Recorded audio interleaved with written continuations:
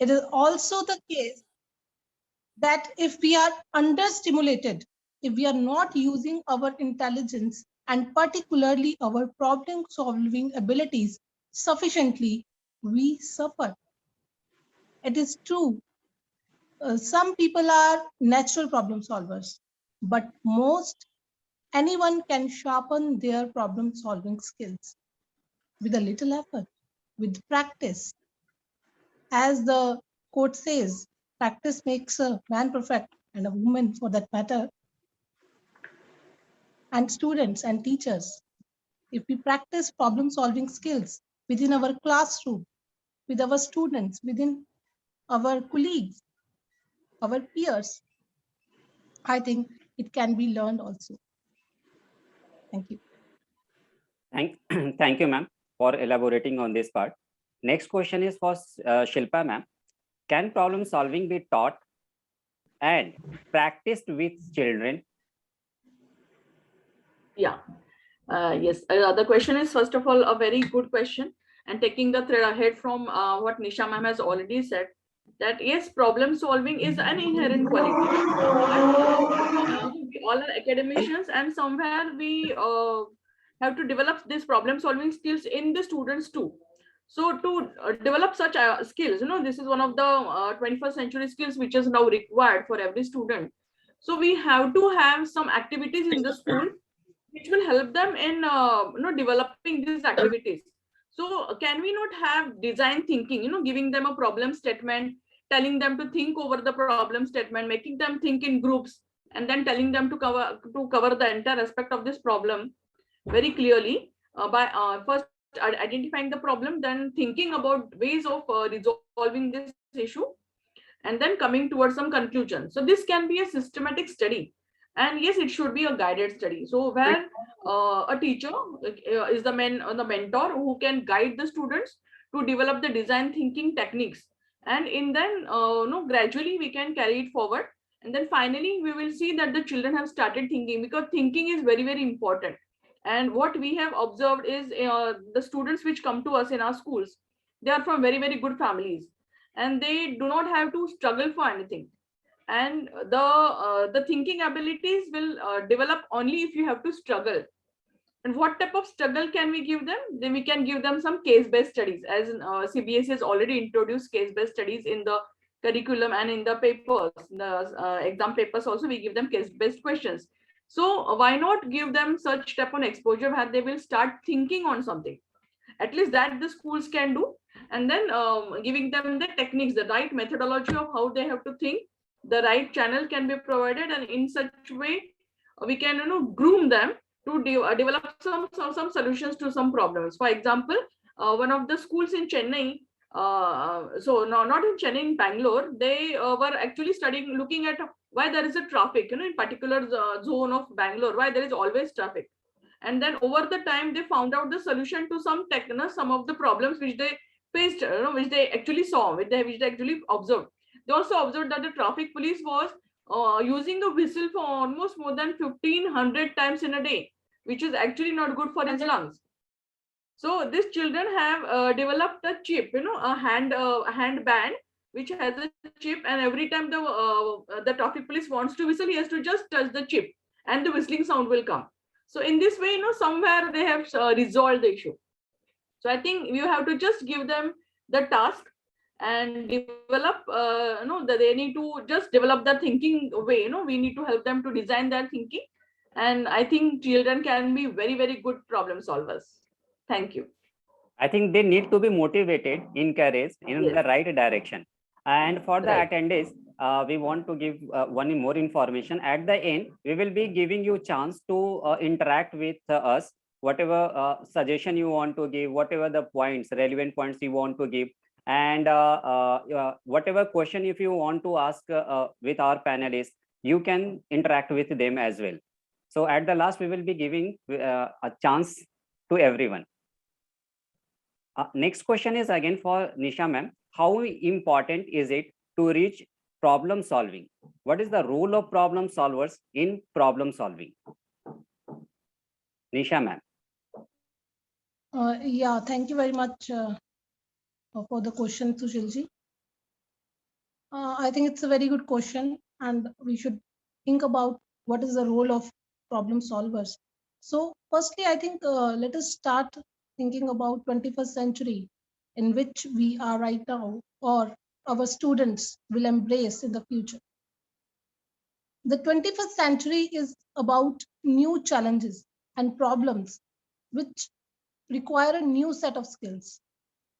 The world around us is evolving rapidly, and children need to learn essential skills such as critical reasoning, problem solving, and critical thinking. Many studies have shown that children today need to develop these skills to solve key real world problems. Even if we talk about the new education policy in India, they also talk about importance of these skills. And I would like you to take to the traditional methods. In the past, and students followed a mechanical progression in education. Every year posed new challenges and concepts for them as they undertook a standardized one size fits all curriculum and examination. Education was concerned with getting the correct answers and scoring high grades to reach the next level. There was, I think, there was little room for out of the box thinking that considered innovative solutions. In the past, students followed a, I think they were just following teachers. It was a teacher centered approach. So if we talk about problem solving, as Shilpa ma'am just elaborated, that problem solving is a systematic process that involves critical reasoning and thinking to find a suitable solution to problems to achieve desired objectives. I think why it is important. It helps, first of all, it helps students distinguish between a solvable issue and problems that cannot be solved. The identification is required, first of all. As she just gave an example of Bangalore, the traffic example. So, firstly, students should identify, is the problem solvable or it cannot be. Then it is necessary for preparing our students to face complex interpersonal and academic problems. While using the tools for problem solving, our students have complex interpersonal and academic problems. So they should be prepared for that. And it also prepares students for that. So students who learn problem solving skills, they often have a deeper understanding of causality. There is no room for surface learning. There is always a deeper learning, which always, which I think every educator, every government needs to think upon, that how can we make our students deep thinkers, critical thinkers. So with problem solving, we can embrace these skills in our students. And when children solve problems individually or in a group, they become more resilient.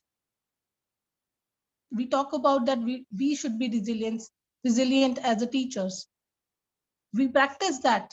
We do not come up with the answers. Like if the student is ready with the answer, we do not come up with the answers in first go. We wait. We practice resilience there. And the same thing we want to teach to our students, to hold their excitement, how to use it properly. So they learn to look at problems from a new perspective. So therefore, it makes them capable of taking more calculated risks. And problem solving is essential to a child's development because confident and productive children usually grow up as successful and confident adults. Many theories, many studies, and if we look around us, we can see that. When students practice problem solving consistently, they can develop better social and situational awareness. They will also learn to manage time properly and develop patience. Students who learn to solve problems from childhood are curious, resourceful, and determined. This is why problem solving is important. And what problem solvers do, I think I will be able to give this answer later on, because we have a very nice question, I think, coming up. Definitely it will be there, that what is the steps involving in problem solving, and how, as a teacher, what is the role of the teacher and what is the role of the student. I would like to cover this. Thank you. Yes, ma'am. Please continue on this part. What are the important steps to problem solving? Okay. So important steps to problem solving. So if I give you the steps, I think it will be injustice to our participants to think about what we are going to, what we are saying, and what we want to, they want them to experience right now in this talk show. So let us set up a picture in our mind. So as a teacher, you have carefully created an assignment for your class. There are step-by-step instructions and they're crystal clear to students. During the class time, you walk through all directions and the response is awesome. I think all our teachers experience that. Your students are ready. It's finally time for them to start working individually. And suddenly what you experience? 8 hands shoot up with questions. You hear one student mumble in the distance, "Wait, I don't get this," followed by the dreaded, "What are we supposed to be doing again? What are we supposed to do in this?" When I saw students popping up with these questions, what is going on in a teacher's mind? Think about it. If I talk about me, when I was a mathematics teacher, I experienced the exact situation many times, especially in mathematics. I have seen those teachers also in mathematics class where only teacher is speaking and the students are fearing, because firstly there is a fear of mathematics teacher, secondly there is the fear of maths, the biggest phobia of every student. Not every, I have seen many students even practicing it very wonderfully. So I have seen that exact solution, that many students are popping up. You have given the whole instructions properly, but still students have doubts. So what happens as a result? I would end up scrambling to help each individual student with their problems until half the class period was eaten up. The time is gone. You are rushing pillar to post to every student to give the solution, but to make them understand. But the period is gone now. Half of the time is end up. The plan, the assignment which you had made, the lesson plan which have you made, it has eaten up half of your time, and you have not even achieved the goals, the time allocated in your lesson plans properly. I don't know about you, the participants as the teachers, but I have experienced it a lot of times. So I assume that in order for my student to learn best, I needed to be there to help answer questions immediately so they could move forward and complete their assignment. So, but experience teaches you, research teaches you, you should have a zeal to learn. You should be motivated from inside to learn more. So when I started my career, I was naive. I didn't know the methods like problem solving, or how I can make the inquiry based learning visible in my classroom. So here's what I wish I had known when I started teaching mathematics to my students. The process of grappling with an assignment's content can be more important than completing the assignment's product. What we think about, we always think about what will be the product, how the student will give me the answer. Okay, check your answers. Your answers are correct? Right, it is correct. Good. We do not think about the process. What is the process he followed? So in problem solving, the important step is the process. With what process you have reached to the solution. The design thinking, Shilpa ma'am told us, what is design thinking?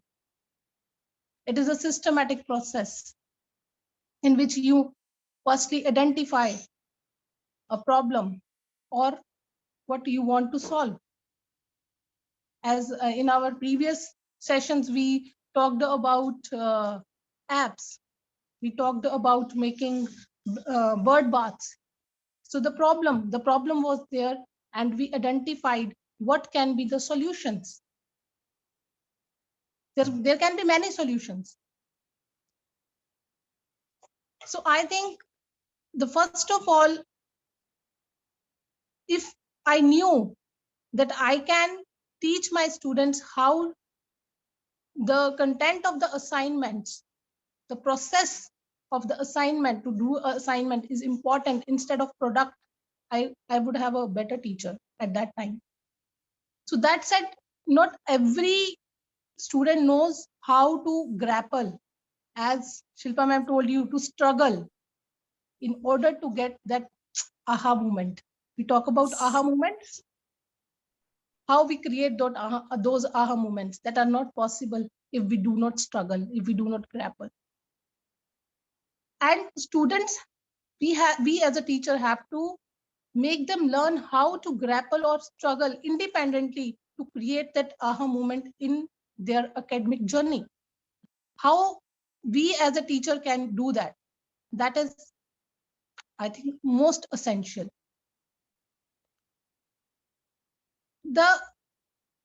I think the good news is the ability to creatively solve problem is not a fixed skill. It can be learned by students, nurtured by teachers, and practiced by everyone. So I think I would like to give you an approach to implement problem solving, the steps. What are the steps involved in problem solving? This is called STEPS approach. STEPS, STEPS. It's an acronym. So the S is say the problem. T, think about the solutions. Explore, E, explore consequences. P, pick the best solution. And S, see if it works. So I think that this should be the approach to apply problem solving skills in the classroom. It is very easy to do that. You can identify any problem. We talked about carbon footprints. We talk about climate change, and the National Policy of Education talked about sustainable development goals. The UN identified 17 goals. Sustainable development for education. How can we reimagine our curriculums? Along with that, we are teaching mathematics. How can we make them study data about the carbon footprints? You can easily do that. How can they create a solution? There can be n number of solutions. They have to pick. Then after picking, they have to see if it works. The same process, which is very similar to design thinking. If it works, yes, let's go ahead. If it doesn't work, back to the first step. Let's redefine our problem from different perspectives. And then again, the same approach, STEPS approach, we can follow. Yeah. Thank you, ma'am, for elaborating this important question. And this is very essential, I think, to be a good teacher. Next question is for Shilpa ma'am. In the last episode, we had discussed about critical thinking. Is critical thinking and problem solving connected to each other, and how? Yeah. So yes, critical thinking is connected to problem solving because critical thinking is actually a part of problem solving. So even if you have to resolve any problem or to solve any to come to any solution, we need to think critically. So when we discuss some problems with the children, we need to give them, as rightly said by Nisha ma'am, we need to guide them, no? And there are certain steps in which we need to guide them. So critical thinking is a important skill where it makes us understand how we have to use it, in everyday life, what little techniques can be used to resolve our day-to-day issues. Whereas in problem solving, critical thinking will help us in resolving the problem. So critical thinking is part of actually problem solving. And once you identify the problem, and you can use critical thinking to guide us, to solve the problem. So in a way, I think both of them are interrelated, or we can say they're intertwined. They both have both of them. Critical thinking cannot happen without problem solving. So both of them are interdependent, and we have to just guide the students in developing both the skills, because critical thinking is very, very important to resolve a problem. And right now what we need to do is we need to derive the inquisitiveness from the children, because we have seen children asking us the questions like why, what, why, wherever, where. But we don't have students who ask us questions like why not. We want children who can ask us questions like, ma'am, why this and why not this? So we need to make them inquisitive, to make them think. So critical thinkers will happen only if you encourage them to put questions to you. The teacher has to encourage the students to ask questions. If the teacher is not able to complete the enthusiasmness or the eagerness or the anxiety of the child, then I think she has not achieved her objective. So we need to have that type of a skill. Even asking question is a skill. So we need to derive such skills from the children, and then we can correlate both of them, because critical thinking is always an outcome of problem solving. Thank you. Thank you, ma'am. Next question for Meera, ma'am. Ma'am, can problem solving be taught only in STEM subjects? Okay, thank you so much, Mr. Sinha, for the question. I believe that problem solving can be taught in any subject and in any non-subject as well, because I think it is such an inherent skill, a life skill, that it doesn't have to be attached to any particular subject. So just to give you an example, let's look at, typically we would look at problem solving as more affinity towards subjects like, say, science and mathematics. And well, that's just a myth, I would say. I think that problem solving can be taught. Hello. Sorry. Okay. So I think that definitely problem solving can be used in subjects like English, for example, literature. Let's look at literature. Every story in literature is surrounded by a plot, is surrounded by conflict, and in the midst of every conflict, there's definitely a problem solver, isn't it? Let's look at it right from fairy tales to fictions, to the Harry Potters, the fantasies of the world. Every story at the heart has a conflict, and therefore, it can be taught really well, even in, say, a literature. Even if you look at, say, social political life, which we teach in CBSE, which is a part of the social sciences, there as well, if you look at the topics like gender diversity or gender stereotypes, we're looking at discrimination and diversity. These are apt topics to teach to teach problem solving, wherein children can actually look at data, they can analyze it, they can interpret it, they can do a picture study, and come up with solutions of creating awareness, for example, about gender stereotypes within their classrooms. Right. So yes, I do agree that problem solving can be taught in subjects other than STEAM. Thank you, ma'am. Thank you so much. And next is again for you. Do the teachers, that is very important for the teachers as well, do the teachers need to possess problem solving skills to create problem solvers? If yes, then do you think the teachers in our schools are creating problem solvers. How can teachers embrace problem solving techniques in their regular teaching? What is the role of teachers in problem solving? Okay, there are many questions in one question. Yes. But I'll take the first question, which says, do teachers need to possess problem solving skills? Like Miss Nisha Kulkarni at the beginning said, that it is something that's inherent in all of us, and teachers are human beings, so definitely they possess the problem solving skills at their level. What I'd like to add here is that definitely, actually problem solving is really a habit.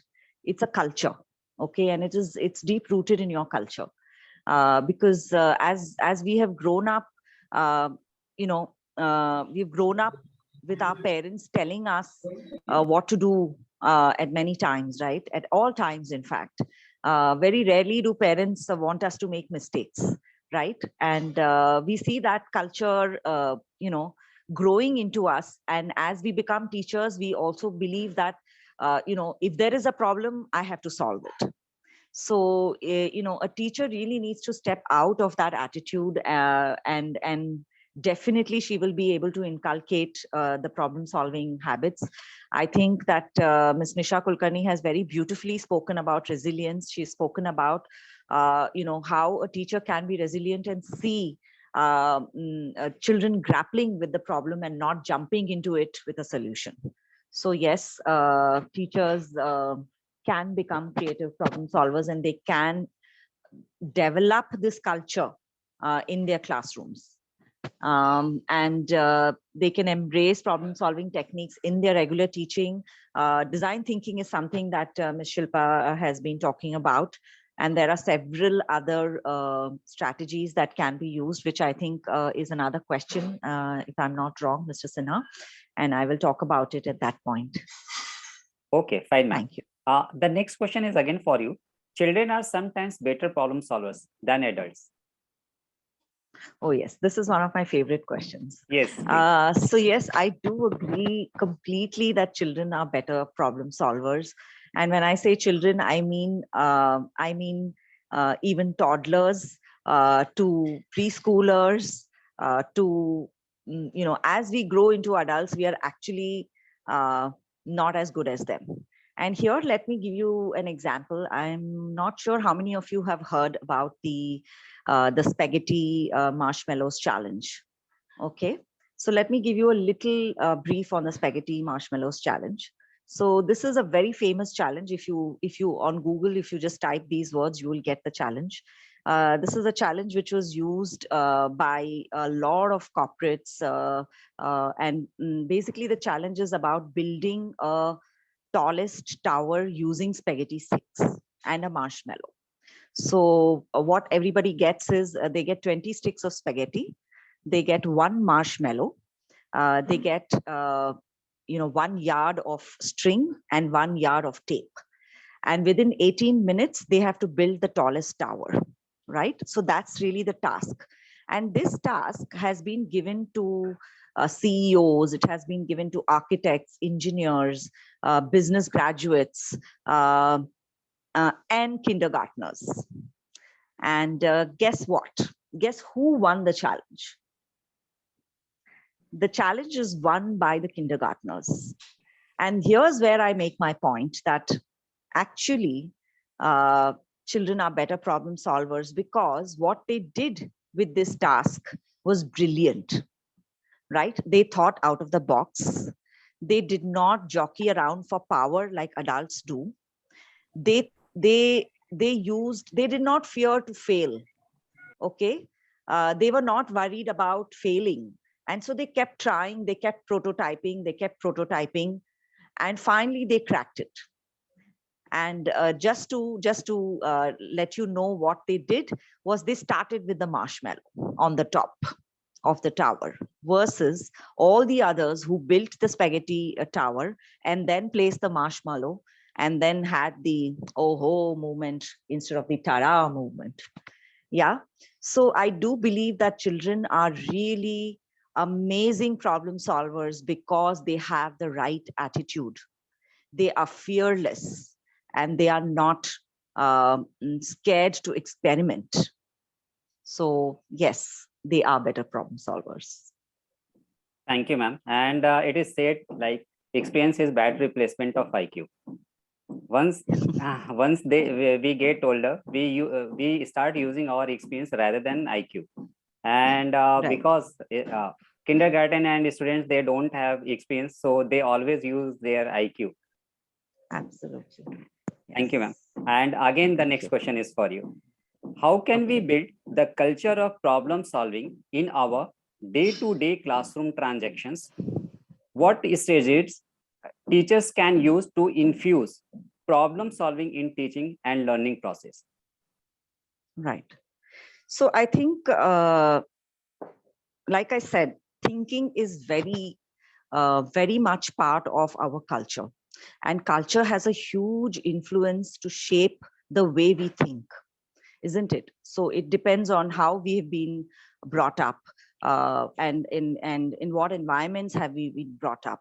Whether failure was really a part of our lives as we grew up, or we were highly protected by our parents. So all of these play a very, very important role. And therefore, if you look at building the culture of thinking in a classroom, it really all depends on the teacher, right? Because children are coming from diverse households. There are protective parents, there are helicopter parents, there are all kinds of parents, right? And therefore, that it is pivotal to the role of the teacher to be able to bring this culture into the classroom. And I think that one of the first things, before even talking about what strategy or tool that a teacher can use, I think one of the most important thing is for a teacher to realize and understand that she is not the solution giver, or she is not the only one in the class who, if she does not explain or give solution to the problem, the children won't learn. I think somewhere every teacher feels that she is responsible to give answers to the questions that children are raising. She is responsible if the child doesn't understand. Why? She's not responsible if the child doesn't understand. She's responsible if she doesn't help the child get through with his understanding. So what I mean here is, the day the teacher stops behaving like a teacher and starts behaving like a facilitator, the class will start thinking. And I very much agree with what Miss Nisha Kulkarni had to say in the beginning, that the teacher has to practice resilience. She has to let the children, struggle in the problem. And this is also a problem with parenting, isn't it? What do we do with our children? Right? We don't let them struggle. We immediately go. It's a problem with the culture, with the race, right? As Indians, we love to help others solve their problems. Even if they don't ask our help, we want to give them the advice. So to my mind, if a teacher is able to understand this cultural context that she has been grown in, and then tries to look at her classroom differently by allowing children to think and struggle with their problems, that's the beginning. And then, of course, there are a whole host of tools that a teacher can use to problem solve. So design thinking is a beautiful tool. De Bono's 6 thinking hats is a beautiful tool. Socrates Socrative thinking is a beautiful thinking tool. All your Project Zero, Harvard Graduate School thinking routines toolbox is filled with routines that can help the teacher build this culture of thinking and problem solving in the classrooms. So that's all. Thank you. Thank you so much, ma'am. Thank a lot. Next is for Shilpa, ma'am. What are some specific tools that can be used in classroom to build and practice problem solving, ma'am? Yeah. See, I think the teacher should not restrict herself to certain tools. So I cannot tell you that there are maybe 3 tools or there are maybe 5 tools. there are innumerable tools available at the hands of the teacher. She can make use of anything. She can make use of objects in her classroom to just enhance the teaching, enhance the skills, thinking skills in the children. So basically what we can do is, teacher can pose them a problem relating to anything, from her own classroom, saying that today children, the fan is not working. So what are we supposed to do? And but we are the temperature is also quite a lot, the temperature is quite hot. So we need to do something for this. So what can we do? So the problem solving starts from from a very, very small problem. The children will start thinking, okay, what should we do?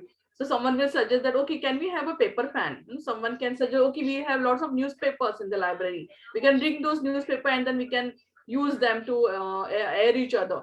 So this type of small techniques can be used to develop problem thinking, critical thinking, and then in a way we can help them to help problem solving. Again, analytical skills is very, very important. So what we can do is we collect a lot of data every time, so why not tell them to collect the data from your own school or your own family. Collect how many number of people from your family are working in banks, how many number of people in your family are working in maybe manufacturing units. Just collect the data and find out how are they, what are their experiences in working in such different areas.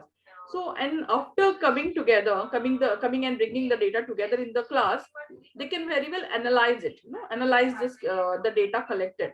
So that also is one of the critical thinking or a problem solving skill which we can imbibe in them.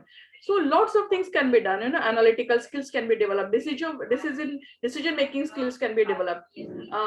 First of all, we need to we cannot hold them from asking questions. So as I told you, let them ask questions.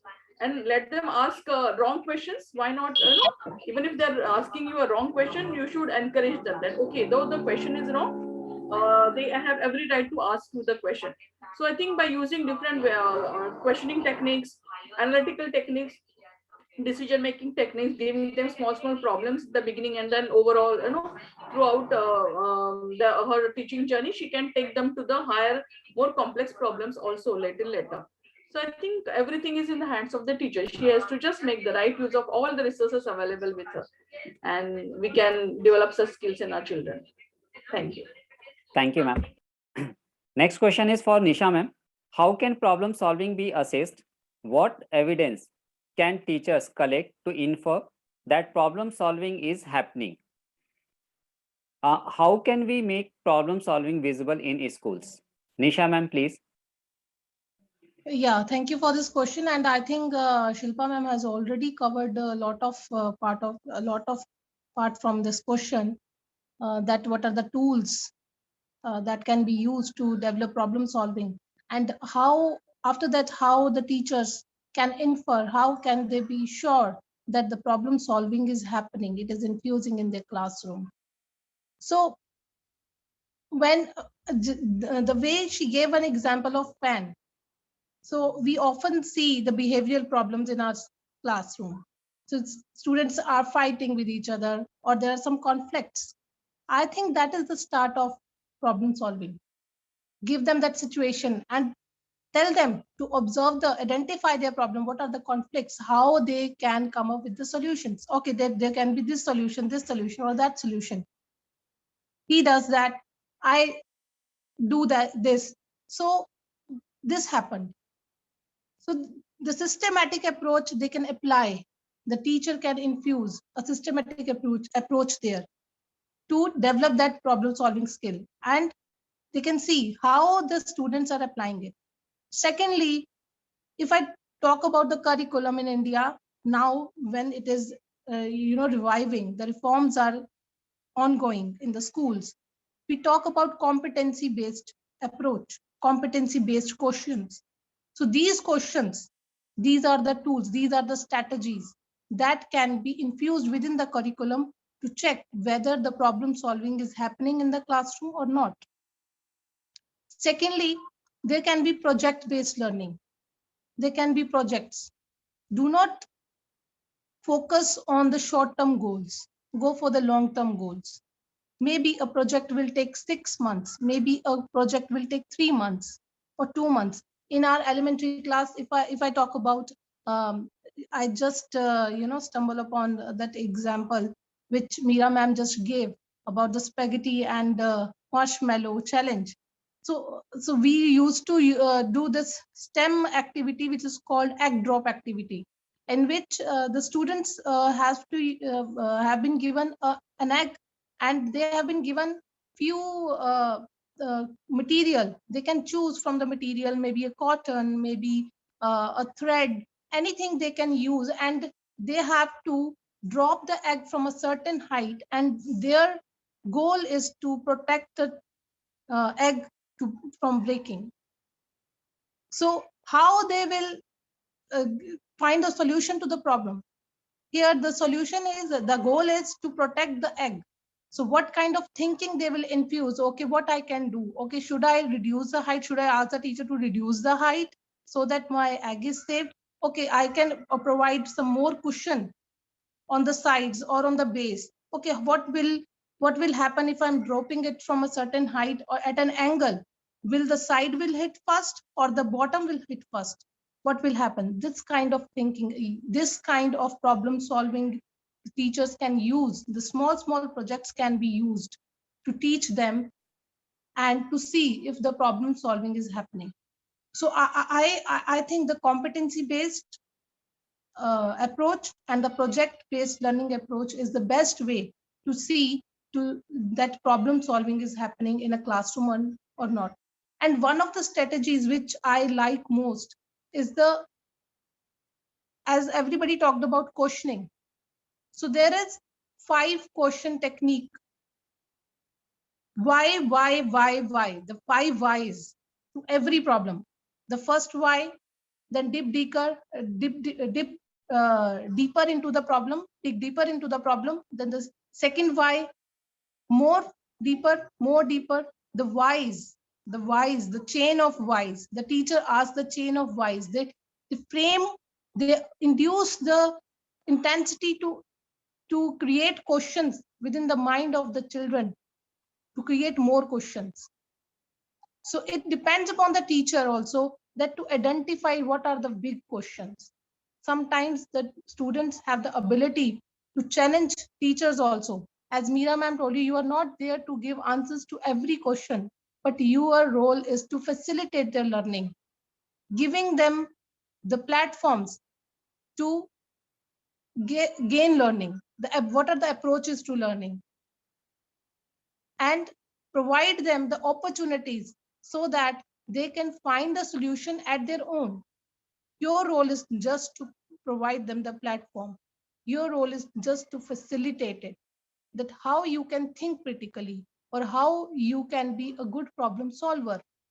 You will provide a environment, and environment is most important, a learning environment in which a student trusts a teacher, in which a teacher has the ability to listen. A teacher has to be a good listener first. Most of the times I have seen when I was in India, teachers are always short of time. I don't have time. Okay, quickly, you can come up with the questions quickly. Okay, I don't have time. So what are we teaching there to our kids? So we have to give that time to ourselves and then to our students. Secondly, out of the context, would like to add that the teachers should practice reflective practices, reflection into their own teaching, reflection into their own lesson planning or the lesson analysis. What were my goals in this lesson or in this particular project? Have I achieved? Have my students achieved it? What went wrong? How can I improve it in further in my teaching? I think what I have experienced so far in my teaching career, in education career, reflection is the key to everything. So if you will reflect into your practices, if you reflect into your teaching, if you will reflect what your students are doing in your classroom, this will be a game changer thing in your teaching. You will be the change agents then. You will be the change agents. Thank you. Thank you, ma'am. Thank you a lot. These are really very important questions. Next question is to Shilpa ma'am. Is there a culture connection we can make to being better problem solvers? Yes, yes, obviously there is a very very strong culture connect actually here, and not in India, it's across the world. We can see people, children brought up in different cultures, and they have different set of traditions which they follow at their home, and the same traditions are carried forward, everywhere. So I'll give an example for in one of the cultures, maybe looking into someone's eye if it is a sign of arrogance. Whereas in some cultures, if you don't look into the eye, that means you are not true to yourself and true to others. So here there is a cultural difference. So if you will find a student coming in from that type of a culture will never look into your eyes, will never look into someone's face and answer. Whereas some child, the child who is from other culture where it is mandatory to look into the face of someone with whom you are talking, and then only they feel that that is right, he will look at you, and no, he will have a better communication skill than compared to the child who doesn't have that type of a culture. So culture plays a very very important role in everything, even in critical thinking. It also depends on what type of surrounding your child is grown up into. If the surrounding is very good enough to which is giving the child a lot of opportunities to think, yes, obviously the child will become a very good critical thinker. But somewhere if the child is the child's what the child wants to talk to the parents or to anyone in the family is suppressed. No, if you are suppressing the child's feelings, the child will never become a critical will never become a good thinker. So I think culture plays a very very important role, and it depends on the entire the parents and the teachers both to make necessary changes in the classroom, so that the child comes up with a different feelings. The child should express his feelings to the teacher. It's not only asking questions, it's about everything. The child should express his feelings to the parents, to the teachers, to the elders around him, so that we come to know what exactly is he thinking. No, the moment you come to know what he is thinking will help you in making crucial changes in lots of things. And you can also guide him on what he can become in future. He can become an engineer, a doctor, and maybe a psychologist. So I think that is very very important. Culture plays a very very important role in all this. Thank you. I would like to add one thing to what Shilpa ma'am just said, that to make them comfortable in the classroom to express their feeling. So, in our IB classrooms, if I don't know, the teachers are from CBSE, but I would like to tell you that there are some skill sets that we as IB educators imbibe into the students, that they want to be, inquisitive learners, they want to be inquirers, critical thinkers. These are the skills which students also identify. So in the morning practice, like during the circle time, so usually I see teachers asked, okay, instead of taking attendance, they ask, okay, you have to express what are you feeling today, how are you feeling today. So the student said, good morning ma'am, I'm feeling like a risk taker today, so I want to take risks in my learning. So these are the things, they how they express their feelings. Okay, I'm learning, I am feeling as a critical thinker today, I want to think critically, and I want to apply that thinking into my into my learning. So these are the things, how you make your students comfortable to express themselves. You have to define those thresholds, you have to define the benchmarks for your students, what you want to make them.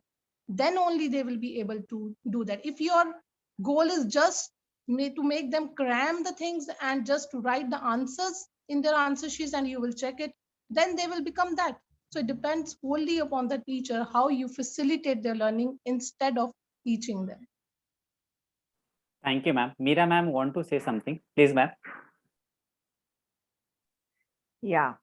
One of the other interesting things I thought of when Ms. Shilpa was talking was thinking is also influenced by gender. I think that as a culture in our country, women have been suppressed, and the fact that if a woman asks too many questions, she's saying you're not supposed to ask so many questions. You just take whatever decision has been made, and you move on with it. So I think that if teachers understand the dynamics of where this habit is coming from, and to break that habit in the classroom by doing all these things, allowing them to express their feelings, and letting them ask a bunch of questions about a problem. So typically, if you look at the East versus the West, you would be able to see that difference, right? I mean, you look at how Westerners approach a problem, and you look at how Easterners approach a problem. Very typically, one would use logic and one would use emotion, and I don't have to say which one, right? It's pretty obvious. So there is something that the West is doing in building this whole idea and culture of thinking, and I think it begins at home. More than the school, it begins at home. And that's why I can't, stop talking about the connection that culture plays in shaping your thinking. Thank you. Thank a lot, ma'am. We covered a lot of questions related to today's topic, and we are concluding our topic today here. And on coming Saturday, we are going to cover our next part, and that topic is. May I interrupt, Sushil ji? We can take questions from the participants. Yes, They yes, can yes, ma'am. write their We will be questions. giving them chance. Just I am letting them know to know what exactly next topic is. That next topic will be how to improve STEM curriculum and instructions. Now, all the members, they can ask, or they can, if they are having some any kind of information they want to share, or whatever they are having thought they want to share, they can. Please. And I think we, as a panelist, we are ready to take your questions. If you have any queries, we are, we will be happy to answer all on this platform.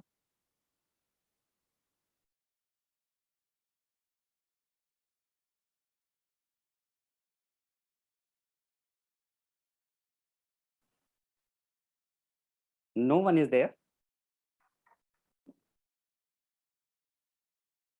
I think that means we as panelists have done our job very Yes, well. yes, We were yes, able to discuss. Or it could just mean that yeah. they're not thinking, ma'am. There can be No, two scenarios. I think we should look at the positive side, ma'am, that we have discussed a lot about this, and I think there is no scope of any question left now.